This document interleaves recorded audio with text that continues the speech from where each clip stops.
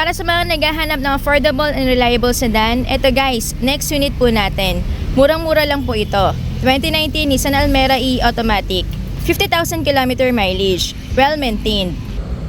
Newly changed oil, mechanic inspected po itong unit. Malinis po yung interior, intact pa po. Meron na din siyang free seat cover and syempre, napakalamig din po ng aircon. With Bluetooth touchscreen infotainment. Makinis and makintab po yung paint. Latang-lata pa po yung body. Naka-promo sale po ito for only 390,000. Basta subscriber namin, libre na po yung transfer of ownership. Kaya mag-message po kayo sa FB page po namin para ma-avail nyo po ito. Ito guys yung susi ng ating Nissan Almera 2019. So, keyless entry na rin po ito. Ito guys, 50,000 km mileage po ito and well maintained po itong unit, newly changed oil. Okay, working po yung mga gauges dito sa dashboard. Okay, start natin guys.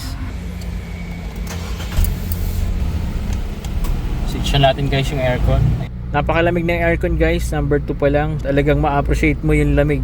Bluetooth touchscreen infotainment na rin po itong head unit niya. Ayan, may USB, SD card, phone mirroring function meron, Bluetooth, CD, ayan, meron din siya. And automatic transmission po ito guys and napaka-smooth ng shifting. Ayan, walang kaldag, walang shift shock. Responsive po yung transmission nito. So ayan, napakaganda pa ng transmission, automatic. Perfect po ito pang city driving. Ito guys yung engine bay ng ating Nissan Almera 2019 automatic. So ito guys, check natin yung engine nya kung maayos pa.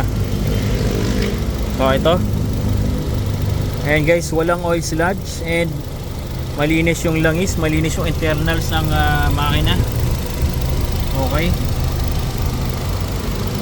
very good running condition, walang usok, so hindi blow by dito yung langis nya.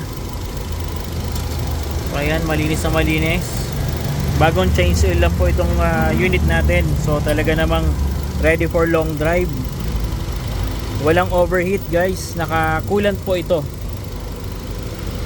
Ayan, hindi lang makita yung kulay pero naka-kulay red na coolant po itong gamit niya. And of course, naka-Motolite Gold battery na po ito.